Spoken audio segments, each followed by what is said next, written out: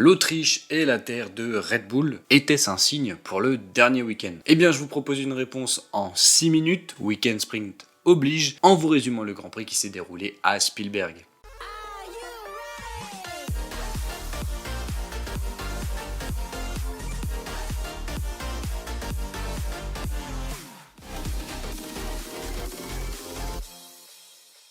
Pour ce Grand Prix, plusieurs écuries ont apporté des améliorations et c'était notamment le cas de McLaren qui a complètement modifié sa voiture, en tout cas celle de Lando Norris. Comme c'est un week-end sprint, on aura 2 qualifications et 2 courses. On va zapper un peu les essais histoire de gagner du temps et de rester dans le timing. Et on commence par la qualification qui s'est déroulée le vendredi, la qualification pour la course du dimanche. Les améliorations de la McLaren semblent avoir porté leurs fruits et Norris semble vraiment être au top. On va voir sûrement un très gros week-end de la part de McLaren. À noter le gros problème dans ces qualifications et durant tout le week-end, c'est les problèmes de track limit, les limites de piste que beaucoup de pilotes vont franchir très régulièrement. Si les pilotes franchissent les limites de la piste en qualification, et bien leur temps est tout simplement annulé. C'est ce qui se passera pour Sergio Pérez 3 fois d'affilée en Q2 et donc le Mexicain sera éliminé en partant seulement 15e. Lando Norris partira 4e le dimanche derrière Max Verstappen en pole position et les 2 Ferrari de Leclerc et de Sainz. Concernant les qualifs sprint du samedi matin pour la course sprint du samedi après-midi, en 3e et en 4e position on trouve Lando Norris et Nico Hülkenberg. Très grosse performance des As. A noter que Pérez se rattrape bien et partira 2e derrière à nouveau Max Verstappen. À croire que Red Bull donne des ailes. On a vu une excellente course sprint et laissez-moi vous raconter tout ça. Tout d'abord, eh bien la piste est détrempée au départ et le départ a été donné avec un départ ultra agressif de Sergio Pérez qui prend la première place au virage 1 à Max Verstappen. Il va d'ailleurs pas le voir à la sortie du virage 1 et va tasser son coéquipier néerlandais dans l'herbe. Verstappen, sûrement vexé de s'être retrouvé dans l'herbe, va plonger au virage 3, attaquant son coéquipier mexicain. Il va l'emmener au large. Lando Norris va se faire piéger et dégringoler à la 10e place et celui qui en profite, c'est Nico Hülkenberg qui se retrouve 3e. Mais la bataille Pérez-Verstappen n'est pas terminée. Pérez retente sa chance au virage 4 et cette fois Max Verstappen tape du poing sur la table. Il emmène Sergio Pérez vraiment à l'extérieur du virage, le plus loin possible dans le virage 4, ce qui permet au pilote allemand conduisant la Haas de passer 2e du Grand Prix devant le Mexicain sur sa Red Bull. Au 12e tour, le pilote mexicain va trouver la faille sur Nico Hülkenberg pour passer et reprendre sa 2e place derrière son coéquipier. On a également une très belle bataille entre Norris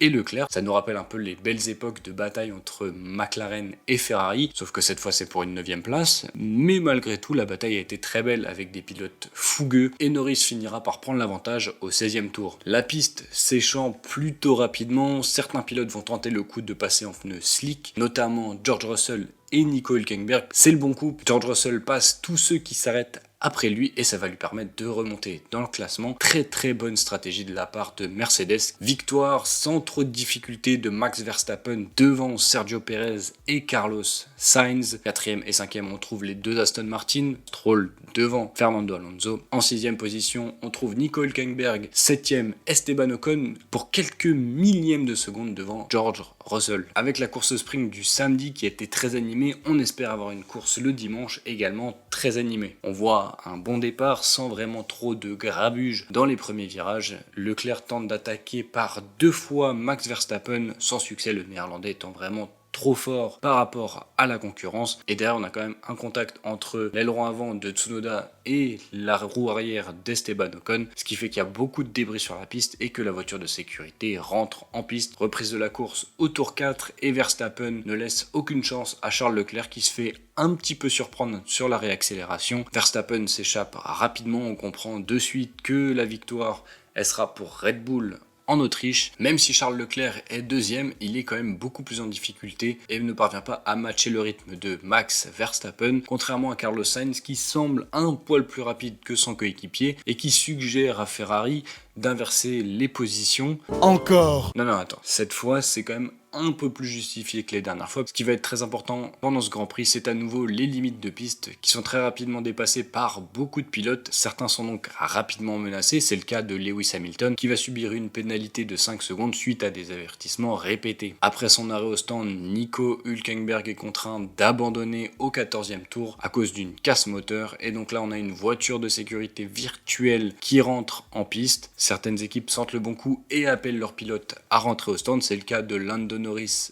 et de Lewis Hamilton. Tiens, les Ferrari ne sont pas rentrés. Et oui, parce que les Ferrari ne sont pas rentrés de suite. En fait, la voiture de sécurité virtuelle a été déclenchée un peu trop tard pour les Ferrari. Du coup, ils sont obligés de faire un tour complet avant de s'arrêter au stand. Et là, mais qu'est-ce qu'ils vont faire? Et ce sera 2 mauvais arrêts pour les pilotes Ferrari qui perdent chacun plus de 4 secondes lors de l'arrêt au stand. Ces mauvais arrêts vont coûter du temps à Carlos Sainz qui va ressortir derrière Norris et Hamilton pour quelques tours parce qu'il va être déchaîné du coup et il va facilement les dépasser quelques tours plus tard. Verstappen, ne s'étant pas arrêté lors de la voiture de sécurité virtuelle, s'arrête au 25e tour et c'est alors que les 2 Ferrari sont en tête du Grand Prix. C'est à cette occasion que j'ai ouvert une bouteille de champagne que j'ai très rapidement remise au frigo puisque Verstappen, pilotant une fusée, va très vite remonter sur les pilotes Ferrari, il va les laisser un petit peu jouer avec la première position une dizaine de tours et au 34e tour, il repasse leader du Grand Prix. C'était sympa de partager un petit peu, mais ciao, bye bye. À 10 tours de la fin, Sergio Pérez remonte sur Carlos Sainz et là on va avoir un duel musclé pour cette dernière place sur le podium et elle tournera à l'avantage de Sergio Pérez. Et enfin, pour finir ce Grand Prix, Verstappen va tout simplement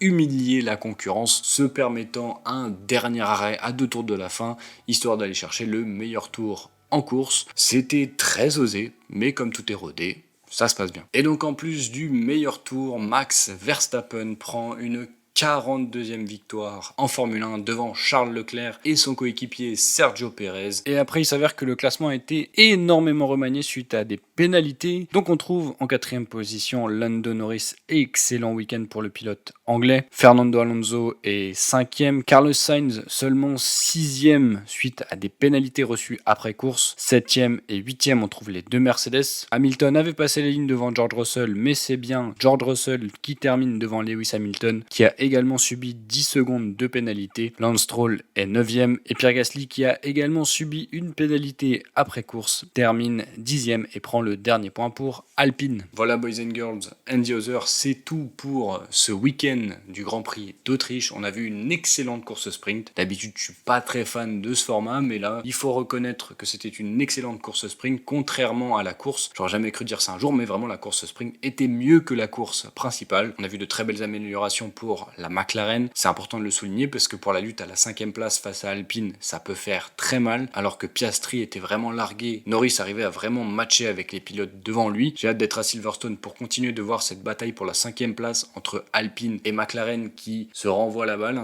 Un week-end c'est pour l'un, un week-end c'est pour l'autre. C'est donc fini pour cette vidéo. Le prochain Grand Prix, ce sera le Grand Prix de Silverstone. J'espère qu'il y aura beaucoup plus d'animation que dans cette course principale. En général, Silverstone propose régulièrement de très beaux Grands Prix, à l'image de ce qu'il y avait eu l'année dernière. Si cette vidéo vous a plu, pensez à la liker, pensez à vous abonner pour pas louper le résumé du prochain Grand Prix qui se déroulera donc en Grande-Bretagne. Et pour ne pas louper les prochaines vidéos de la chaîne, dites-moi en commentaire quelle est l'information que vous retenez de ce week-end de Grand Prix. Venez me voir sur tous les réseaux sociaux, que ce soit Instagram, TikTok et Twitter. Et si vous voulez continuer de voir d'autres vidéos sur la Formule 1, et rien de plus simple. À droite et à gauche, vous trouverez d'autres vidéos à voir ou à revoir. Et moi, je vous dis au revoir et à la prochaine.